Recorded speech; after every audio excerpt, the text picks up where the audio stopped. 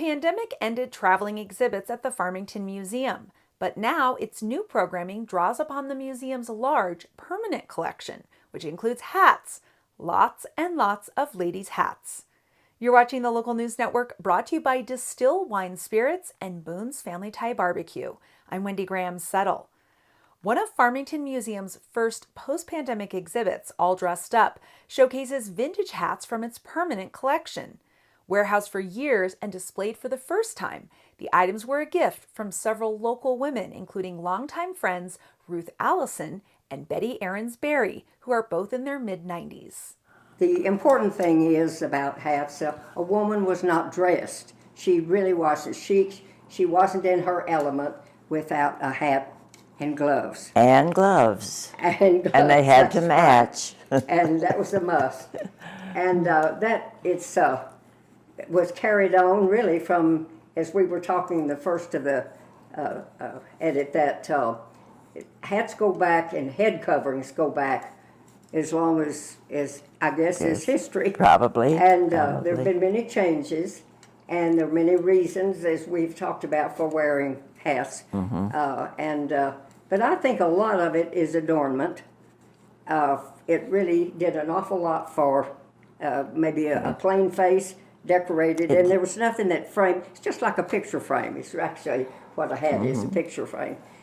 When Sherry Powell's job as an educator at the E3 Children's Museum was put on hold last year, she crossed over to the Farmington Museum to help curate All Dressed Up.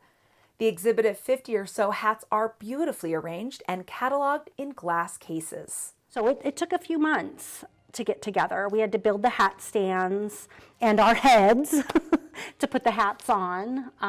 It was a process. It was fun. We learned a lot. Subdued lighting and jazz-age music help create the ambience of an era long past, when bird feathers, beaks, and in some cases even full bodies of dead birds made an extravagant fashion statement. This hat here was one of Lola Furman's. It's from the Lola Furman collection. If you notice, there's birds on it. I mean, like almost whole birds. That's an interesting, the thing interesting about birds and feathers and things on hats, the Audubon Society kind of started with because of these fashion accessories that women were putting on clothes and hats, because there were so many birds being killed and slaughtered for hats.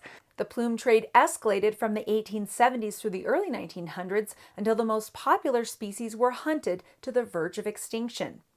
With the help of the newly formed Audubon Society, thousands of women flocked together to save the birds. The Migratory Bird Act Treaty in 1918 put a swift end to hunting birds like swans, eagles, hummingbirds, and finally to the garish fat itself.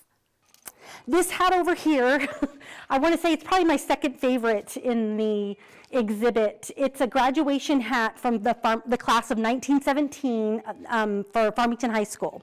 So these are the hats that the graduates wore. We actually have a photo of the graduates wearing this particular hat. The love and nostalgia for hats remain intrinsic to those who wore them back in the day, even here in Farmington. And we've been collecting all of these good things. This was my wedding hat, and I love it. I had the suit that matched it, and it was...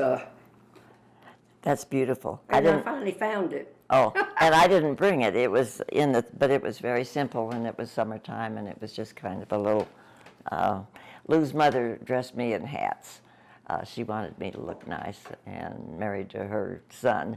So many of the hats that I had came from Lou's mother that she would buy for me. And this is one that I have worn many times, and it just went over like such. And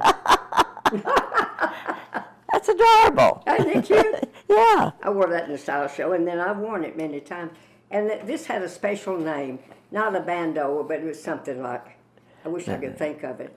Then, of course, Jackie Kennedy brought in the pillbox. Oh, yes, yes. And with that, we had, because that was the era we still wearing hats, and there were some gorgeous ones there. Yeah. And I don't know, I still think a hat is a finishing touch. It is. It is. And I'm sorry that we don't we don't wear the don't feel the need to wear the hat and the glamour that went with it. Yeah. And the young people, they don't want your fine jewelry, your fine china, your fine this and that. They're very casual. We offer them some of our wonderful things, and they turn them down. So the hats are behind us, I'm afraid. All Dressed Up will be on display through October at the Farmington Museum at Gateway Park on East Main Street. For directions and more information about the local exhibit or to donate, go to fmtn.org and search for museum. Thanks for watching this edition of the Local News Network. I'm Wendy Graham Settle.